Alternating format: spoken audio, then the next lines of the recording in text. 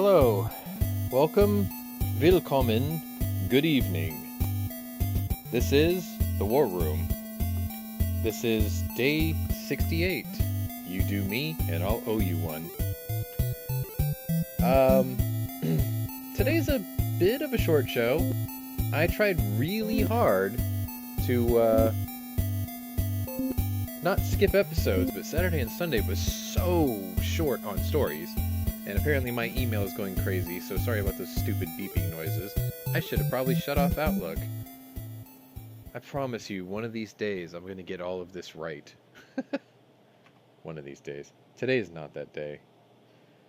So let me give you some background, I guess, like what happened. I do post on YouTube, which is a feature that they recently added. It's sort of like Facebook, where you just post something and add a picture. I don't know how it works on your feeds, but if I'm not doing a show, I generally do a post to add a picture and then describe why. So Saturday, not very many stories. Sunday, even less. So I thought, I don't want to waste your time with a 10 or 20 minute episode. Today I have 12 stories. I think we'll be able to make an hour, which is good. Let me get you caught up on the worst kept secret in my life. Friday, I jumped on. I might have said this already, but if not, just stop me if you've heard this one. But on Friday, like I had done for the previous day, thanks to Night Strike, I checked PSA's website at 3 p.m. Central Standard Time. And for those of you who don't know, PSA updates the inventory on their website at 4 p.m. Eastern. I don't know if it's every day, but I check it every day for specific things that I'm looking for. And Thursday, Night Strike jumped into the Discord. If you're not part of my Discord, link is in the description below. It's the first of the 2 links. You're more than welcome to join. Anyway, he jumped on and he was like, oh, dude. I'm like, what? Settle down. He's like, you need to go on PSA's website right meow. I'm like, why is that? And he says, the RPK that you wanted is back in stock. And I was like, oh, okay. So on Thursday, I thought, well, I already spent the money.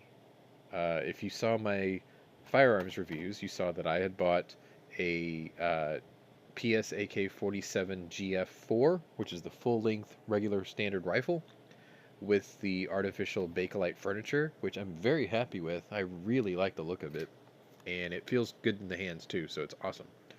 So I bought that, and I was like, well, I can't afford the WBP Fox, and I can't afford the RPK. Well, the Fox has never come back in stock. It will eventually. If it does, I might buy one.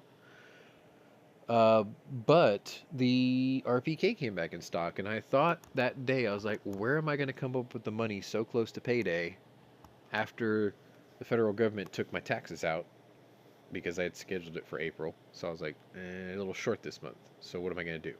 Well, by the time I got home and started putting 2 and 2 together, thinking I was going to do it, it was out of stock. And I'm like, well, I guess the universe just didn't want me to have an RPK. Not today. So Friday rolled around after I came up with the idea of how I was going to come up with the money, and 3 o'clock on the dot, it was in stock. And because Thursday I already put my plan into action, the money was in my account. So I bought a RPK. As of today, Monday, May 2nd, the Every Second Matters Day. Whether or not that matters to you is debatable, because I noticed that there are less and less people doing those podcasts with less and less viewers. So, not really sure what's up with that. But anyway. Didn't get an email saying your order is shipped. And I thought, well, that sucks, because the 40 round mags that I ordered yesterday at 10 o'clock at night, got a confirmation today at noon. Your order is shipped. Sweet. Mags on the way. I got an email from Kvar? Yeah, Kvar, today, also order 10 o'clock last night, your JMac Customs muzzle brake has shipped. And I thought, sweet, both of those will be here on Thursday. Awesome. Rifle, not shipped. What the hell? So, yeah, got an RPK on the way. Not really sure what's going to get here. I'm going to sort of perform blasphemy. I got a friend with a PSL Dragunov scope that he's not using, and he offered it to me for very little money. So I'm going to put that on there, because proportionally it'll look right, even though I'm putting a Dragunov scope or PSL scope on an RPK. That first shot will be super accurate. All the rest of them, not so much, but whatever. So that happened. I wasn't going to say anything about it, but what I'm going to do to it afterwards is kind of the big surprise. But I'm not sure when I'm going to do that, because I want to upgrade my computer a bit. For those of you who know, I've upgraded it back in January with a i9 9900KF processor and went crazy with it. So, like, that's up to date. But my bottleneck is actually my GPU. And I think I'm going to just stop thinking like a poor. And I'm just going to buy a fucking 3090, NVIDIA 3090. Just go straight to the top. Screw it. Because Amazon does that split it in 5 payments thing. So, yeah, I think I'm going to order that tomorrow. I have a 3090. And then my new bottleneck will be my 47-inch monitor, which doesn't do more than 60 hertz. So then I'll have to buy the 43.7 inch, I think. It's a 144 hertz Asus monitor. And then I'll be done. Like, for the computer, we'll be done for a while. The only thing I'll do after that is occasionally swap out some of my aging hard drives with some new Enterprise Gold drives, and then take the old ones, which aren't broken, and just put them away for, like, archives. Because, I mean, like, I've digitized my video collection and my music collection, things like that, so I'll probably save those. Anyway, let me just stop babbling about things that happened there. Spent time with the girlfriend this weekend, because I didn't have any stories to share with you, and we had some alone time, which was cool. And then yesterday I had to go to bed with 7 dogs in my bed. That was interesting. Really interesting. It's like having foot warmers everywhere, especially when your dogs only weigh 4 to 6 pounds apiece. And one of them likes to eat everything, so including styrofoam, apparently. Not good. So there's that. That was my weekend, sort of, and I spent a lot of time playing a game called Days Gone, which kind of fits the theme of today's background, which looks like a motorcycle club, jacket type logo thing. So that's why I did all the layout sort of in that motif. But we are going to talk about the Ghost of Kyiv today, which is one of the stories, which is a bit of sad news, I guess. But we'll get to that. Let me go ahead and drag in my co-host, because I've got Scott here, who is now right here. So good evening to you. Sorry about that. It took a long time. I was trying to get everyone caught up on my weekend. I was about to remind you I was waiting. No, I saw you. Anyway, Scott knows I had the kind of migraine today that started around 2 o'clock that makes your eyes close. Like, the brow above your eyes gets to swollen a little bit, and my eyes kept trying to force itself closed. So I looked very Asian today on the drive home with my glasses on. My sunglasses, that is. But, yeah, that sucks. And I thought, what better way to kill my headache than to pound down a couple of 7.7% IPAs? It didn't help. It's going to make the headache worse, but fuck it. We'll do it live. But we're past all that. I'm just on iced tea right now with gin in it. I was going to say you should have gone with some old granddads. I just don't learn, do I? No, I brewed cold sun tea with gin instead of water, and it's pretty good, but it's not going to help my headache any, let's be honest. I got them all updated on RPK, optics, magazines. I'm not sure yet, because I have to know how the rest of my finances for the month are going to work. But I found a deal today. Now, I know it's not a deal compared to what they were pre-COVID, but I found a deal on, let me see if I have it here. Yeah, Max Tech Essential Steel, 76239. It's the green lacquered cases. I've always wanted the green ones because they look kind of cool. And they got the purple sealant on the primer and the bullet. 1,000 rounds, 345. I think it's free shipping too, so I'll probably get that too. Even though I'm sitting on I'm actually my ottoman is a stack of spam cans. Anyway, let's go ahead and get to the stories. If you didn't know, the scroller is up to date and it has changed. Not because of the numerical statistics, which were actually pretty substantial today, but the new statistic, according to my source, they've combined armored personnel vehicles and not wait, is it vehicles or APCs? Let me take a look right quick. I don't want to fake news you.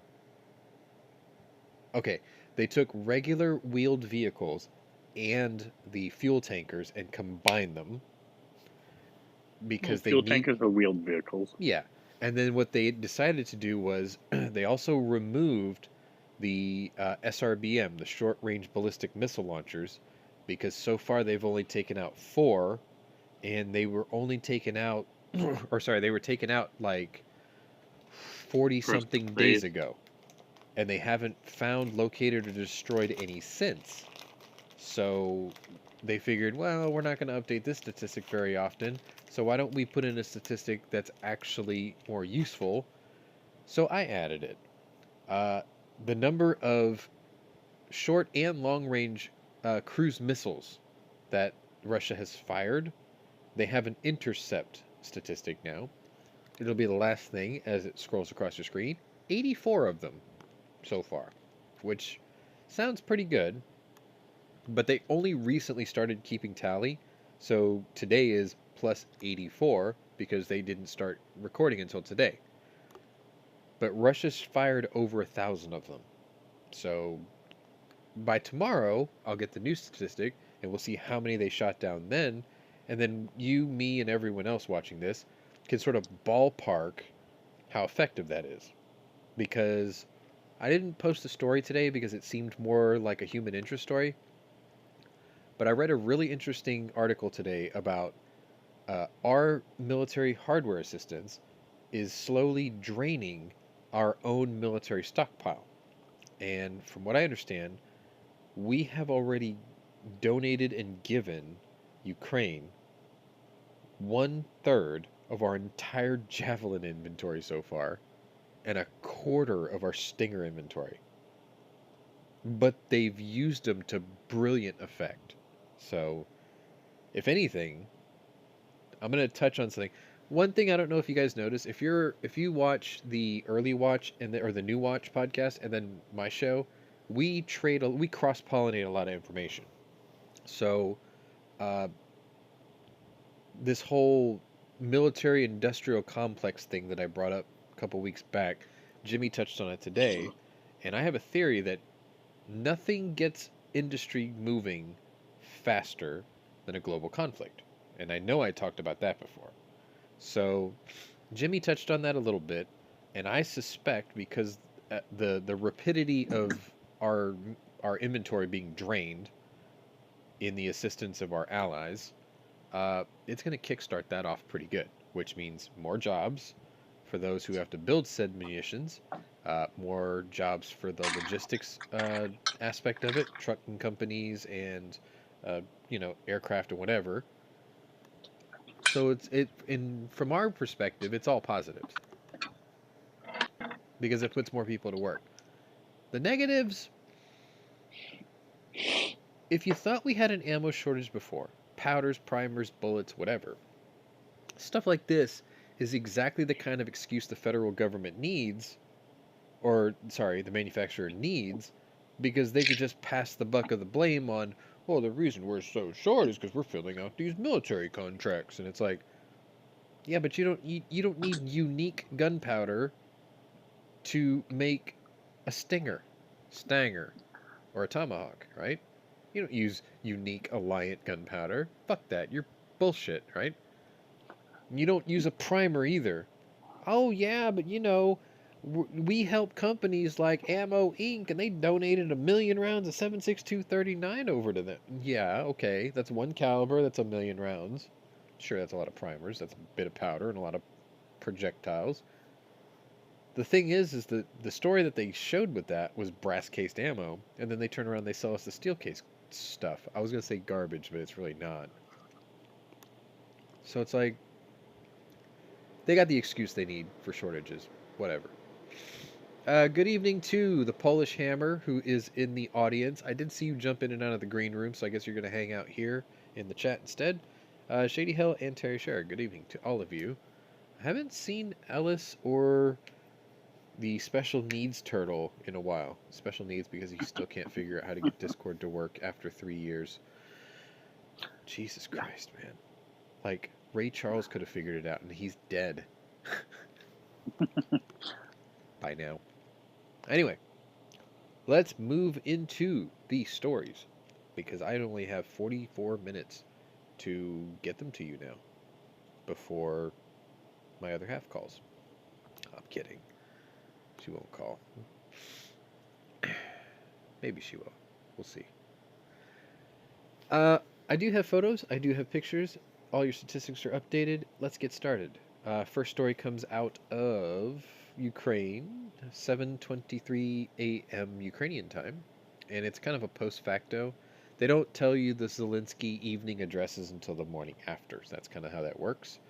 But during a nightly address on Sunday, Ukrainian President Zelenskyy thanked U.S. House of Representatives Speaker Nancy the Turtleneck Pelosi and the congressional delegation for visiting Kyiv and reaffirming the U.S. commitment to helping Ukraine. He's quoted as saying, "We are grateful to all partners who convey such important and powerful signals of support for Ukraine to the world and to Russia by visiting our capital in these conditions at such a difficult time." Zelenskyy said he and Pelosi shared very substantive negotiations that spanned 4 hours on defense supplies, macro-financial assistance, sanctions policies, and political cooperation. The Ukrainian leader also expressed his appreciation for the Lend-Lease program, which he said could work to strengthen our state as much as possible and help in the struggle for freedom. I also thanked her for the preparation of a large package of aid to Ukraine worth $33 billion US. The meeting also included details on how to strengthen economic sanctions against Russia. So, PR, clearly. I mean, Pelosi is the Speaker of the House of Representatives, right? The House of Representatives is sort of like the legislative version of the FBI. So, for those of you who don't know, once upon a time, there was two federal law enforcement agencies. So, like, the FBI handled things domestically, and the CIA handled things abroad. That was kind of like the easy, quick, and dirty. Well, a lot of people see this as House of Representatives congressional people handle domestic issues, and the Senate takes trips to handle foreign issues. So the fact that Nancy Pelosi, with her, scarf covering her neck and, whatever else, her personal freezer full of fucking ice cream, decided to fly halfway across the world on our dime using an aircraft that burns tons of kerosene or whatever that Greta Thunberg would be, furious over, went there. A domestic representative went to a foreign country for whatever. I guess they thought she was the best face to put forth. I don't know. No, they were hoping that Russia would do something stupid. That'd be great. Oh, you mean we took out our own trash? Tried to, anyways. Man, maybe, I don't know. Let's move on. I don't want to commit treason over a podcast somehow. Anyway, a couple hours later, we're at 9:24ish. Ukrainian President Zelenskyy said Sunday that the first 100 civilians have been evacuated from the Azovstal steel plant in Mariupol. I'm going to cover this story twice today. This is just the generalization, though. These evacuees will be transported to the Ukrainian-controlled city of Zaporizhia. It's 140 miles northwest of Mariupol. where the UN and the Red Cross will ensure their continued safety. You can ensure their safety all you want, but the Russians actually control your safety. Let's just put it that way. Sviatoslav Palomar, he is the deputy commander of the Azov regiment, described the difficulty of reaching the wounded still trapped underneath the steel plant. So there's basements, and then there's a network of tunnels. So think Metro Last Light. Then you understand what that is down there. There's rubble. We have no special equipment. It's hard for soldiers to pick up slabs weighing tons with only their bare hands, Palomar said. We hear voices of people who are still alive inside shattered buildings. For those of you who don't know, Putin, like over a week ago, maybe 2 weeks now, announced that he had no need to besiege and attack the Azovstal steel complex because he already controlled the rest of the city. So he said he would just blockade them until they surrendered, starve them out, basically. That's what he said. And then he literally attacked them with bunker buster bombs dropped from Tupolev Tu-95 Bear bombers the day after. This is Russians doing Russian things. So, yeah, some of these buildings have collapsed, and there are survivors trapped, and then the 36th Marine Brigade, the Azov Regiment, that came to assist them, they're all down there in parts, trying to evac and clear rubble, while they're under constant bombardment from Russian infantry and artillery. That wasn't supposed to happen, because Putin said he doesn't need to, and yet he did. Now I think you're starting to see the problem. Anyway, Doctors Without Borders team was reportedly waiting in the city to assist the convoy. Right. Moving on. A few minutes later, originally had a different photo for you, but I updated it because this new one is so much better. Here you go. This is the shot before and immediately upon impact. Gotta love it. That's why the statistics say 10 boats instead of 8 today. 2 Russian Raptor combat boats were destroyed at dawn today near Ziminy Island. Ukraine's military has released a video Monday showing 2 Russian patrol boats being blown up in the Black Sea. That's the same boat. It's a before and after. It's 2 of the same kind of boat. That's why it's only the one picture. The clip begins with this is from the video, by the way. The clip begins with an aerial view of one Raptor-class boat in the water. The ship then bursts into a fireball. I would say that's a pretty substantial burst, sending debris and sparks flying throughout the air. It's not sparks. Those are literally incinerated pieces of steel, but whatever. The second boat, which was on the move, suffers an identical fate.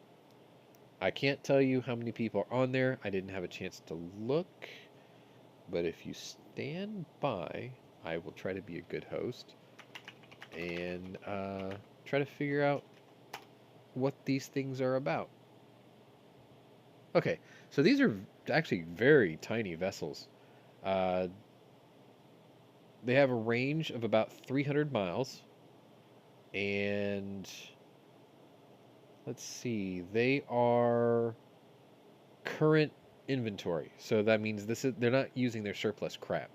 These were originally designed and built starting since 2013, in service from 2015 until today. And they're supposed to have 24 of them in inventory, but so far as of today, they only have 17. But that number's been reduced to 15 because they lost 2 today. They typically do, let's see, they're 55 feet long. They're about 13 feet wide, and they're about 11 and a half feet tall over the water line. Just so you have a good idea. So they're like a PT boat. Yeah. Generally speaking. The really interesting thing is they actually run Caterpillar diesel engines. I guess they're built under contract. But, yeah, those 2 don't. But, yeah, they have 2 Caterpillar diesel engines. Each one is about 1,100 horsepower or so, and then those drive water jets. So the cats spin up the water jets suck the water in the front, blow them out the back. obviously. Oh, maybe that's not actually Caterpillar. Sorry, I got that wrong. It's Caterpillar Drive. Like Hunt for Red October, sucks in water from the front, blows it out the back. That's what it is. The company's called Acert. My mistake. It does about 20 knots, and for cruise height, or sorry, cruise speed, it can do a total of 48 knots if it's in a real pinch. It usually houses 20 Marines, but the crew is only 3 people. So it's kind of like a small transport, military transport. And small arms, like machine guns only. I think, yeah, no mines, no torpedoes, nothing like that. So it's a gunboat basically. Yeah. Actually, those two are driftwood. Oh, special operation. Yeah, those special are just operations boat, basically. Yeah, they just drop off maybe like a frog mounted grenade units. launcher. No, 114.5 Dushka and 2 7.62s. Like that's it, literally. Which is kind of weird because it's a 55-foot boat. That's a good size for civilian craft. Boat. Yeah. Yeah, you could definitely mount like a Mark 19 on there. If they had it. I think they use AGS 17s, but details. You know what I'm talking about. Yeah. Like a ring mount or something. Full auto grenade launcher. Yeah. Shit, they could have probably put an RBU 2000 on it, but, you know, maybe... I think that's a landing craft of some sort. Possibly. Well, either way. 48 miles an hour is pretty fast for a landing craft. That's top speed. Yeah. But... usually military power is 80%. How fast do you think that thing got to the bottom of the ocean? I don't think it did 48 knots. Sorry. Faster than the Maripol. Faster than the Moskva. I don't know. See, there's an argument to be had there. Small boat, doesn't weigh as much. Maybe not as fast as big, heavy Moskva. Big, heavy, sinking much quicker. I don't know. We'll see. No, I would bet you the little boat sank faster because there's just less to fill. I want to see underwater photos of the Moskva. Like, I want to see how bad it looks underwater. Are there holes in it? Is it twisted? Did it land upright underwater into the ocean floor? Well, it was in the shallows, so... It's over 200 feet. That's the shallows. I don't know. Let's see. 200 feet, you could dive that with scuba. Barely. Well, shoot. It doesn't say. I'm sure those details will come out later. Send Robert Ballard, damn it. He'll send pictures. I just want to know how bad it is. Bring in Alvin. I think they retired Alvin. I think they used something else. Yeah, now. they did. Huh. It's like Alvin 2. Had like a dignified retirement. Anyway, let's move on. About an hour later, which, again, I sort of understand, but I sort of don't. They're sending everybody but Joe. I'll put it to you that way. Here's a photo. It's a tweet from the Kyiv Independent. First Lady Jill Biden, the doctor, will travel to Romania and Slovakia, where she will spend Mother's Day with Ukrainian mothers and their children, the White House announced Sunday. Biden's first stop will be in Romania, the wife Biden, that is, where she is expected to meet with U.S. Armed Forces members at Mikhail Kogolnichow Air Base. I slaughtered that. I think it's Kogolnichow. Yeah, near the Black Sea. Sorry, I kept wanting to read it French because of the way it's spelled. Anyway, she will then spend Mother's Day on May 8th. Oh boy, it's 6 days from now. Okay. In Slovakia for a meeting at the U.S. Embassy in Bratislava, where she travels to... Oh, Jesus, how do I pronounce this one? It's, Oh, yeah, okay. So she'll travel to Kosice and Vyzhny Nemeki. Hey, I got that one pretty good. To meet... I've never read that Cyrillic before. To meet with refugees, humanitarian aid workers, and local Slovakians. Romania and Slovakia are NATO members. The trip will be the First Lady's first overseas trip since traveling to Tokyo in 2021 for the Olympic Games. So her first trip was for her to go just screw off on our dime. Right. Got it. Moving on. Shocking. Shocker. Let's see. About another hour goes by, so we're 11:30-ish a.m. local Ukrainian time, that is. Ukraine's. Oh, I got a picture. Sorry. Here you go. I'll translate this for you. Uh, Ukraine's security services claims that it had intercepted a Russian radio transmission indicating Russia's military is intentionally transporting corpses at night in an attempt to hide their heavy losses. The translation for this, actually, as it reads, to disguise the heavy losses in the war in Ukraine, Russian corpses are transported to small batches and only at night. And in unmarked vehicles. Why did I use an accent? No, that's been common knowledge. They've been doing that from the beginning. I did this so you have perfect translation. Anyway. Oh, by the way, if anyone's looking for... I'm going to offer this. If anyone's looking for an Oman or Sober Spetsnaz set of BDUs, I have a set for sale because the one I bought was a little too big for me, and I don't want to shrink them because it'll still be too big. So if you're like 6'4" and you weigh about 250, you're like a big dude. I have a set of those. If you're interested, I'll take pictures. You can email me and I'll hook you up because I can't wear them. They're just too big. They're too big for me. I'm not going to get any taller. Like Pwnery will always be 6'1". I need to be 6'4", and I need to weigh about 50 to 60 pounds more. That's never going to happen. Anyway, I have that. Email me if you're interested. Just saying. All right, so now, let's see. Next story is about an hour later again, about 12:30-ish. So this is post-lunchtime. The first group of civilians that were evacuated from the Azovstal steel plant in Mariupol, where they were trapped for weeks, have still not yet arrived to their intended destination of Zaporizhia, according to a report.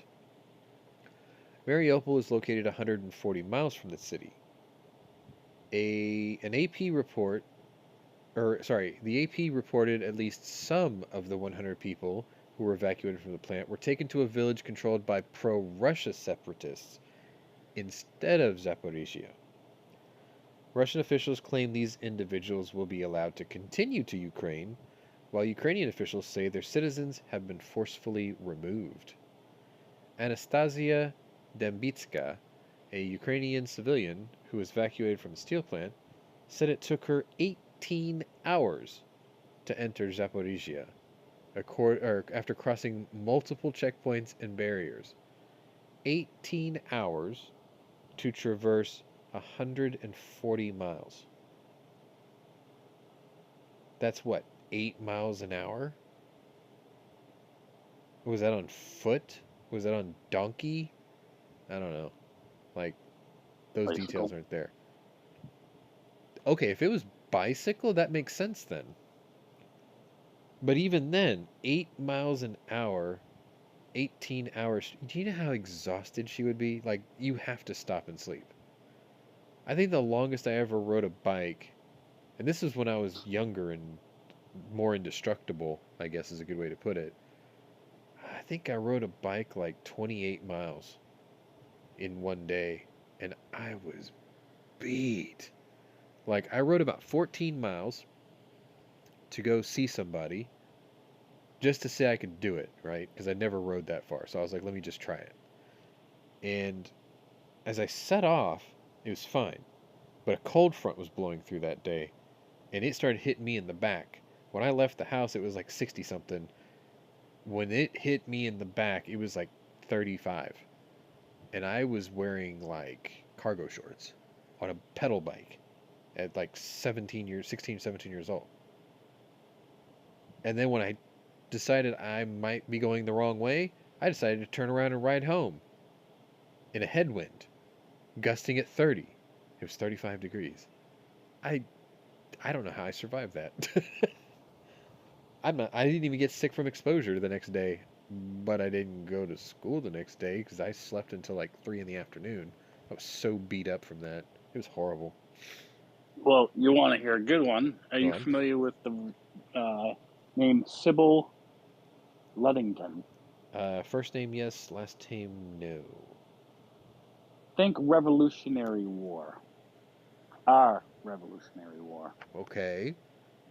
On the night of April 26th, 1777, Uh-huh.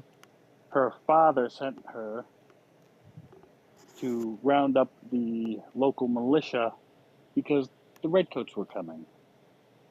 Okay.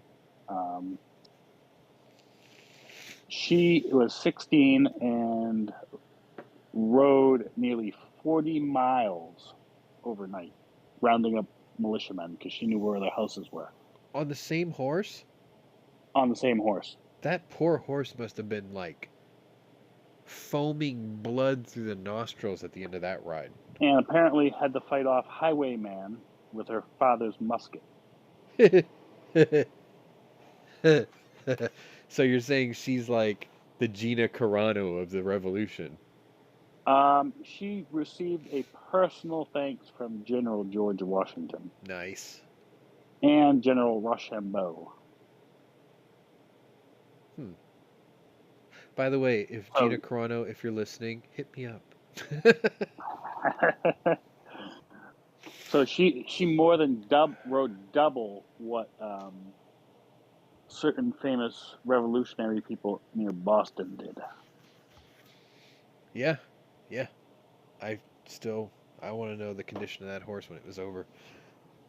Cause Well, like, she might have been trading out horses she had to have. from going from house to house. She had to. Pony Express, I think, rode a horse 18 miles every depot and stopped and swapped out horses.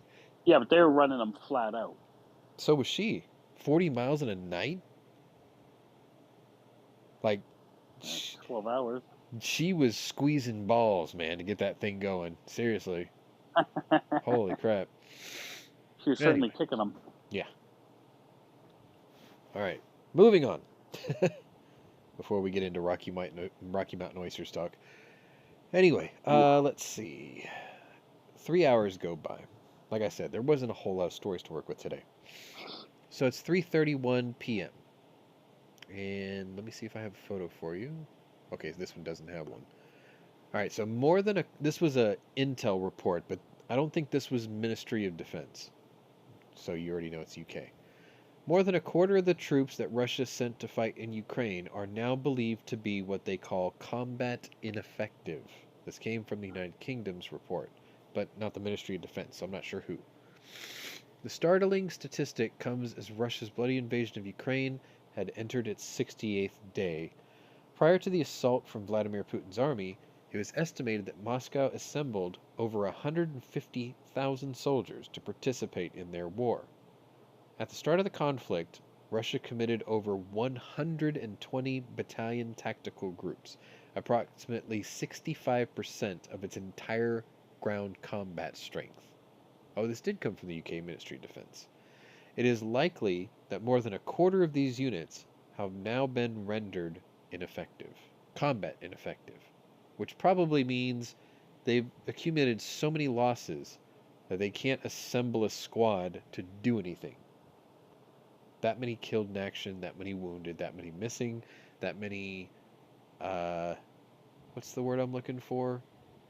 Where they deserters, right? Because we read stories about that. Sorry.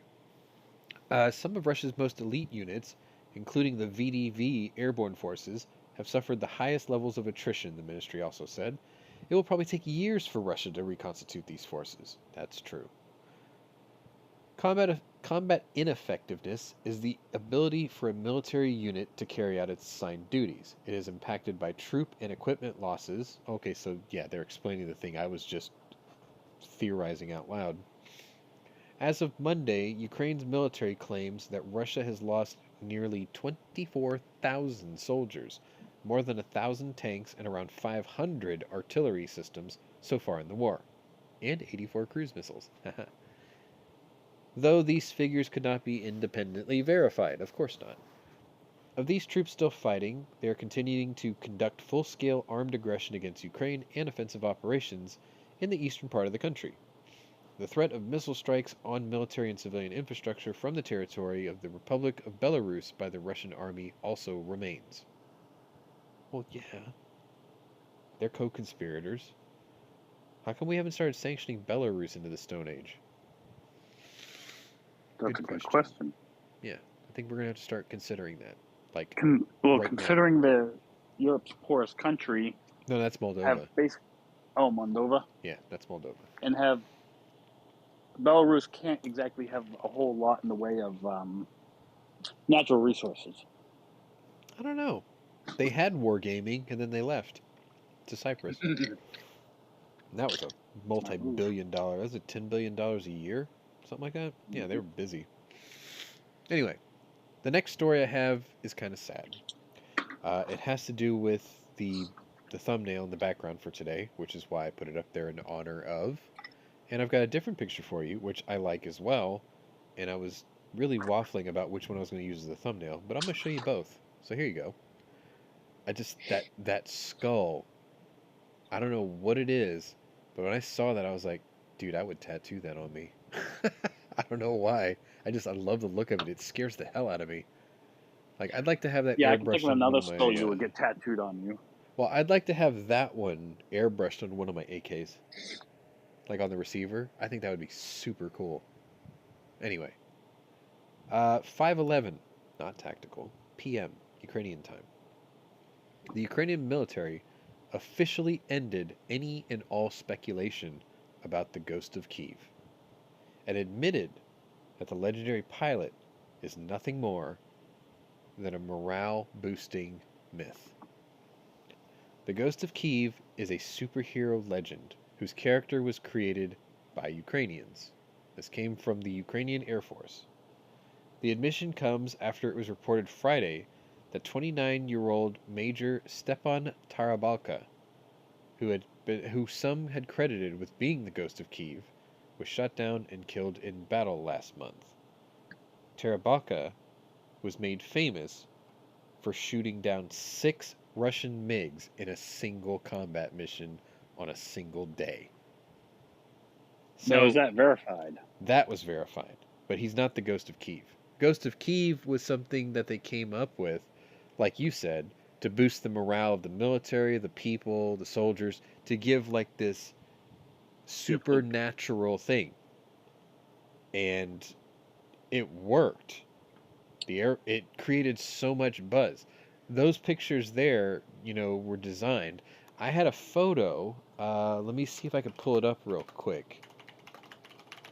There was a guy there's actually a bunch of people who did this, but they painted effigies and things of their rendition of the Ghost of Kyiv, and then they sold it, and then all the money and the proceeds from the sales went on to Ukraine. Exactly. Oh, I can't find where I had that picture. Like there was a guy standing next Pop to the painting track. he made. The guys who did my jacket, my Rhodesian jacket, Yeah. Foxtrot, they did one.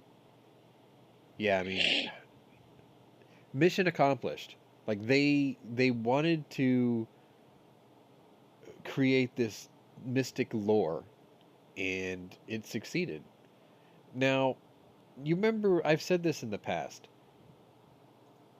The enemy will say one thing, the defenders will say another, and the truth is somewhere in between, right? So, trying to be non-biased and objective here, one could argue that they said this because he really was and he died. And they didn't want you to think, "Oh, look, we killed your hero." No. So they had to downplay it by saying, "No, we made that up." That's always a possibility. It's unfortunate because, a 29-year-old ace died. But then again, if it really was like a positive propaganda campaign and a morale booster, mission accomplished. It's just now they have to think of something else because they've already killed this one off. Moving on. That skull thing, though, is awesome. I need that airbrushed on a gun or something. I think it's cool. Yeah, you would probably get the Starship Troopers tattooed, though. Oh, Also. the mobile infantry? Yeah. Or the Was it? Did they? Death Was from it above. Death from Above? Okay, yeah. Anyway, moving on. Let's see. We're gonna fast forward another 3 hours, so it's a little after 8. And I have this photo, which is actually a clip from a video, so sorry that it's a little bit blurry. The guy that's actually crossing in front of the camera there, that's the commander of the 36th Marine Brigade. Like, he stopped, he turned, and it was pretty obvious at that point. Anyway, there's a glimmer of hope emerging from the besieged Azovstal steelworks plant in Mariupol, Ukraine, this evening. The first 100 of roughly 1,000 civilians, mostly women and children, have been evacuated from the sprawling plant where the citizens have been hiding out from Russian attacks since the war started 2 months ago. They're expected to arrive in Zaporizhia, about 140 miles northwest of the city. The operation to remove the civilians is being coordinated by the United Nations and International Committee of the Red Cross.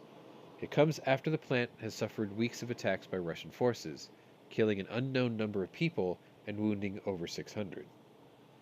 The wounded are being attended to by a small medical staff, with some victims reportedly suffering from gangrene and other life-threatening conditions because of the inability to provide advanced medical care.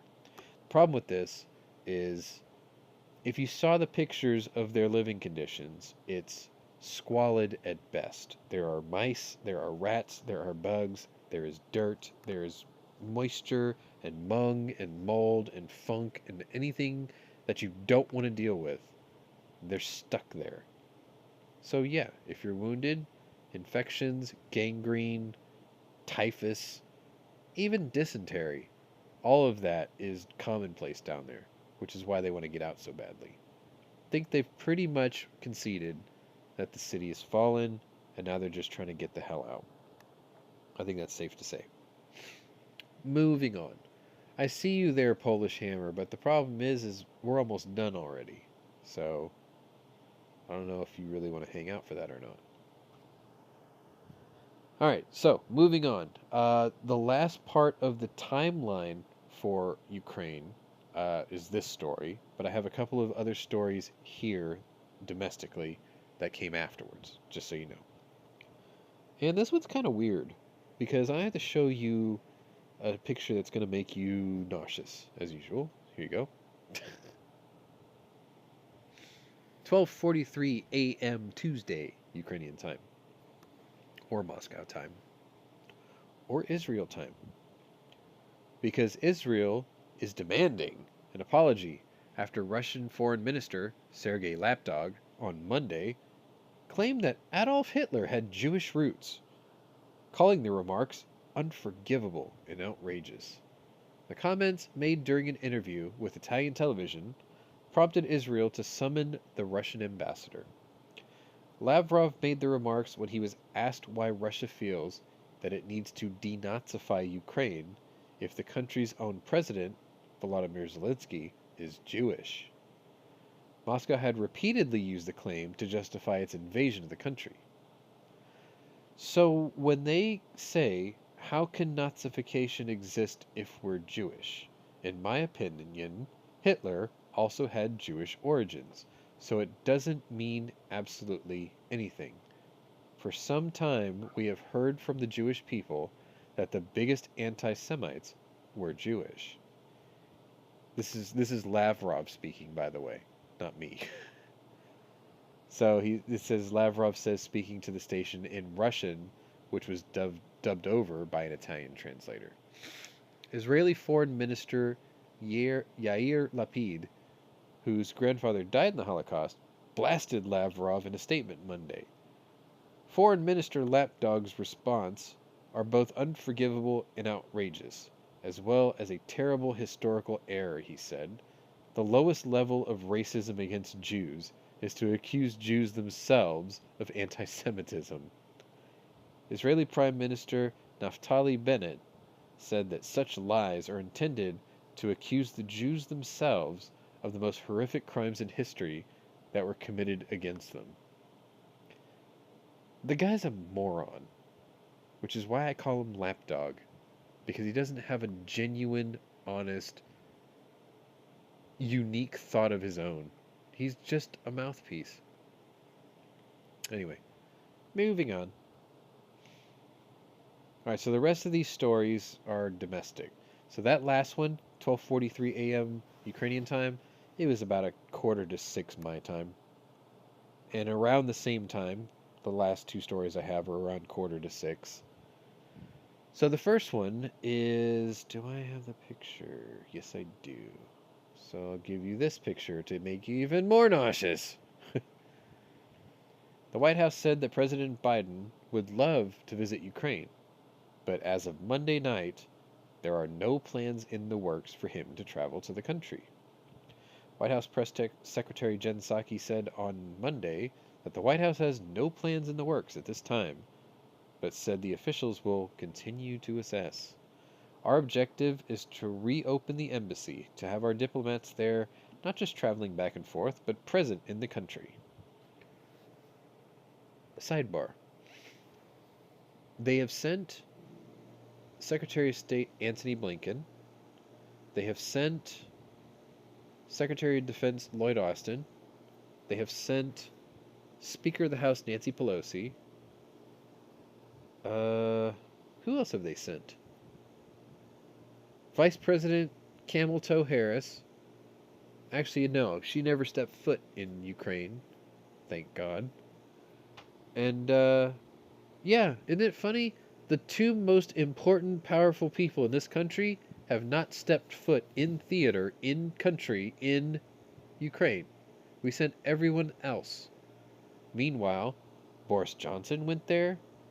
Ursula von der Leyen went there. The Prime Minister of Germany went there. Hungary went there. Lithuania went there. Estonia, Latvia, Hungary, the Czech Republic. All the other world leaders showed up in solidarity. We sent second stringers. Do you know why? Because our president and our vice president are the laughing stock of the world. That's why. Because we're being led by idiots. Moving on. It's okay, Randy. Farmers doing farmer things, man. I get it. It's cool. You always got the replay. Alright. Final story. Still, 5:46. And I have this photo. And that photo is the town of Borodyanka. The number of civilians killed in Ukraine during Russia's invasion has now technically surpassed 3,000. This came from the United Nations. Now remember, they know and they admit that that number is grossly low. They realize that the number is probably 2 to 3 times higher than that. But they're still digging up mass graves with 900 bodies in it around Kyiv, the capital. How many mass graves and bodies do you think they're going to find in the east, where the Russians control the area? 900 will be a drop in the bucket. This is a nation of 40 million. There's a lot of people missing. Anyway, the tragic figure comes as Russia's war in Ukraine has stretched to 68 days. The Office of the United Nations High Commissioner for Human Rights, the OHCHR, that is, said Monday that 3,153 civilians have died there since February 24th. More than 3,000 are still believed to be injured as well. Most of the civilian casualties recorded were caused by the use of explosive weapons with a wide impact area, including shelling from heavy artillery and multiple launch rocket systems, and missile and airstrikes. OHCHR believes that the actual figures are considerably higher, as the receipt of information from some locations where intense hostilities have been going on have been delayed, and many reports are still pending corroboration. Translation: we can't get in there to verify the bodies in the streets. So we have to wait till they clear out, we get in, and then we dig up the mass graves and then count the skulls. That's kind of how that works. The organization specifically mentioned Mariupol, the Donetsk region, Izium, Kharkiv region, Popasna, Luhansk region, and Borodyanka, Kyiv region, as places where the allegations of numerous civilian casualties exist. These figures are being further corroborated and are not included in the above statistics. Now think about that. I just named you 1, 2, 3, 4. 4 cities. 4 of the biggest cities in the country.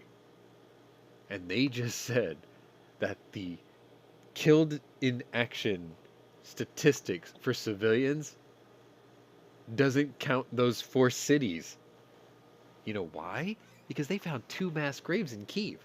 That's 1,800 right there. So now that number is 4,800. How many do you think are dead in Mariupol?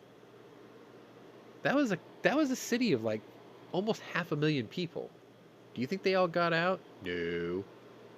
Did you see that picture of the mass graves that I showed you where they cleared a field and then each what looked like a grave was actually an 80-foot long trench filled with bodies? That number is going to be 5 figures by the end of this. Maybe 6 figures. One would only hope not, but let's be realistic, right? I mean, look at that building. That was a high-rise apartment. 2 of them, actually. There is supposed to be a gap in the middle as far as I'm aware. If anybody was in there, they're all dead.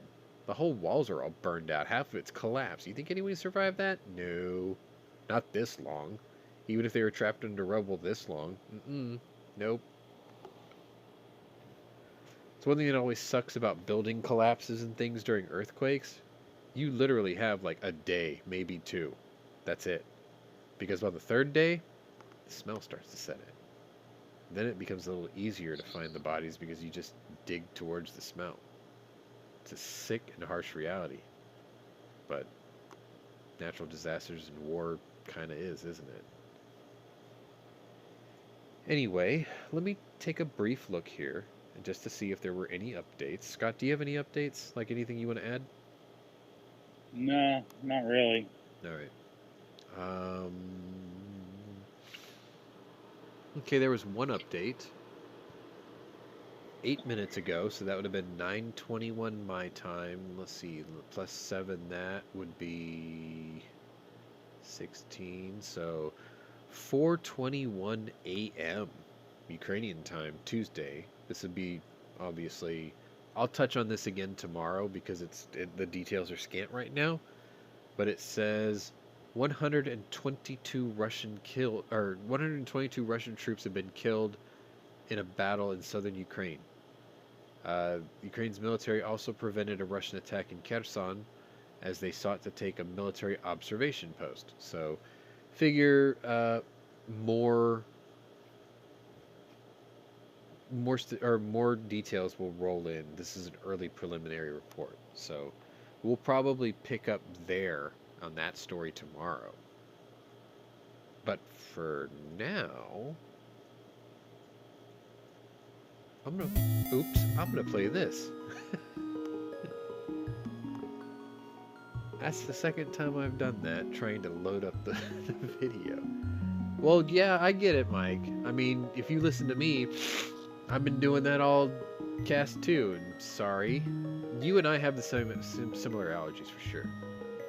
Anyway, if you're new to my channel, welcome. If you're a regular here, welcome back. Either way, check out my other playlist, see if my other interests might be of interest to you. I also encourage you to like and share, maybe tell other people that I do this to bring them on board. They can either help bring stories or just be part of the audience. Maybe even subscribe to the channel. Who knows? Anyway, this was the War Room. This was day 68. We'll see you tomorrow for day 69, dude. Slava Ukraini. We'll see you tomorrow.